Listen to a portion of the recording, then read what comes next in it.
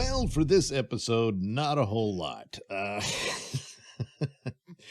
I've been rereading Bendis's take on Legion of Superheroes, which I initially started when it came out, and I don't know where it ended up, so I was going to look back at that. Plus, I was looking at an older, from the 80s issue, and I might do something about that, or I might not. I don't know.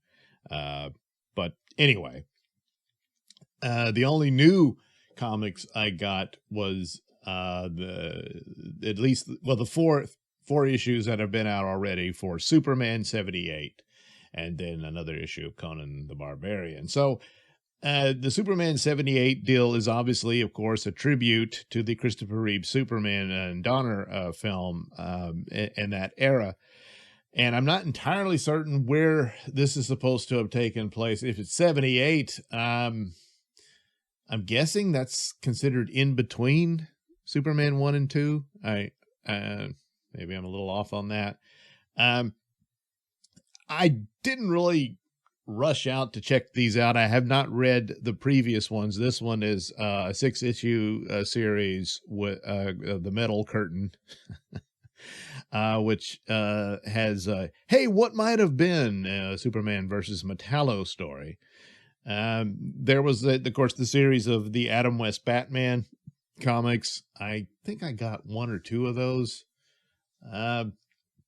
It was fine and all that stuff, but it was just these sort of special things, and I just wasn't all that wowed or interested. Maybe I should look again. Because most of the stuff is not that great these days.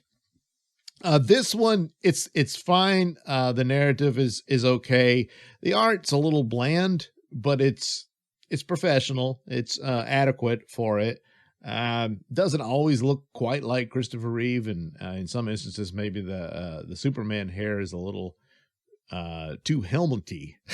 The Clark Kent hair was kind of like that, but the Superman hair wouldn't. But anyway, all in all, it takes the Metallo story, but in this case, he's a Soviet Union soldier brought into this Metallo program, which, spoiler, was stolen by Lex Luthor, or stolen from Lex Luthor, rather. And that weaves into the plot, and it's 4 issues in, and you can see how that has playing out and thought out. And of course, Metallo was this guy who has the kryptonite in his heart, and he's been turned into a robot man, and he hates Superman, and he's been one of the long-standing Superman villains. And there's been different takes on the story. I don't quite recall if there was ever any involvement of Russians and Soviet Union stuff, but it's set in 1978, so it's this idea that there was this plot to take down Superman because he was the big champion of the American way and all this sort of thing, and they thought it would be cool to have him defeated by their version of a superhero. So the selling point is, of course, of imagining what a Superman film could have been had they approached other aspects of Superman's world and whatnot. And in this case, a story concerning Metallo. And, I'm not sure they could have pulled it off. Maybe with Industrial Light and Magic could have done this, and I guess it would have been a stop motion animation thing with the close-ups done, really close up to see the actor in the suit. And maybe that would have worked. Certainly by the time you get to the late 80s, they might have could have done something like that with the guys who worked on RoboCop, and you might have had a pretty good Superman versus Metallo. In this, the Metallo look is giant, and his little head is at the. It hasn't quite revealed whether or not he's basically less human than before, because in the other versions of Metallo, he's mostly robot. His brain is human, and that's a kind of it, And in this one, he's just this giant body that he controls, and it might be that he doesn't even realize he can't leave the suit. There was always an element of tragedy to Metallo, no matter how much how evil or corrupt he was. He was one of those that they later. I don't know if it was always like that, but there was that element to it. And even in recent Superman comics, there was a story that there's a sympathetic angle towards him. Of course, the best depiction was once again in the 90s Superman animated series, where Metallo was this mercenary guy who gets bamboozled by Lex Luthor. So Lex Luthor can test out this process of turning a man into a killing machine robot. Dupes this guy into it. He finds out later it was all, and he, of course, really Lex Luthor's on his hit list. But the way they performed that and carried it out, it was rather brilliant. And so once you've done it really well, it's hard to top. And such is the case there with those cartoons. But this story, it's fine in and of itself, and it's an homage to the era. And of course, there's nods to Christopher Reeve's depiction of Clark Kent and Superman in there, the Daily Planet and Perry and Lois and all that stuff. And then a bit of a replay of their romance with the Fortress of Solitude and this sort of thing.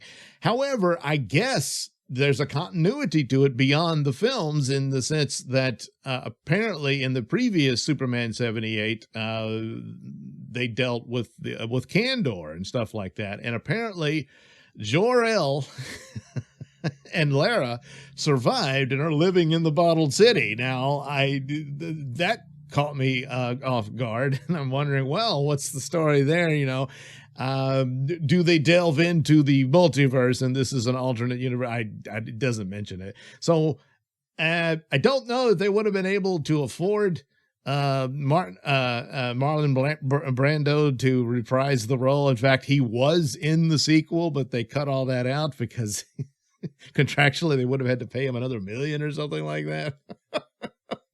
And so all those scenes later on in the Donner cut, you can see his scenes in it. But yeah, he gets replaced by the woman who played Superman's mother in the second movie, where he gives up his powers so he can be with Lois and all that.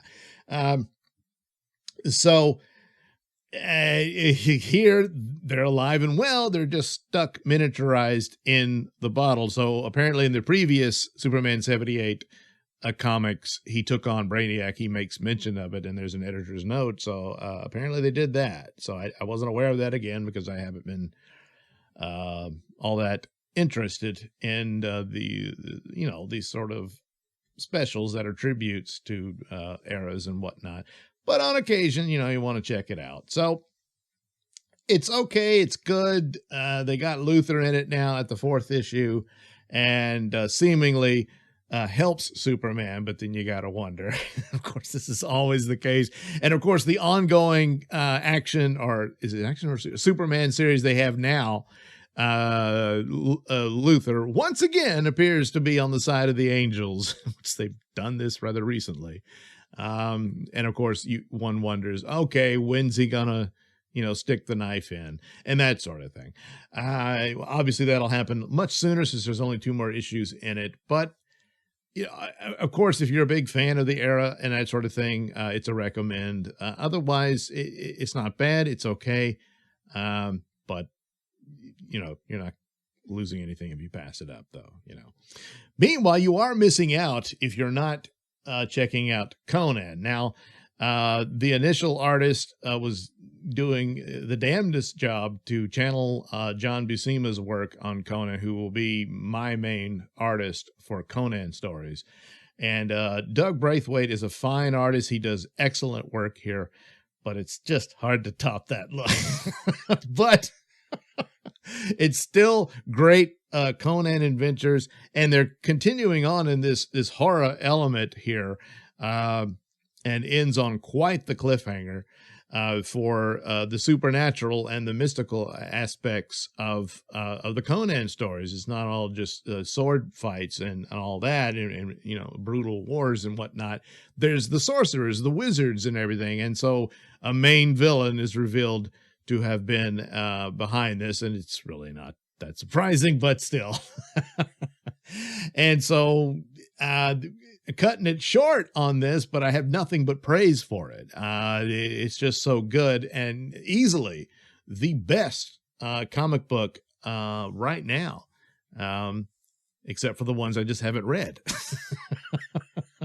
But as far as a classic character or whatnot, Titan Comics isn't one of the big two or anything like that, but still, they're really doing great work publishing this series, and it's about as good as it gets. And so that stop hurting yourself and pick up Conan the Barbarian, the current ongoing series from Titan Comics. So I'm expecting a delivery of comics soon. I thought they'd be here by now.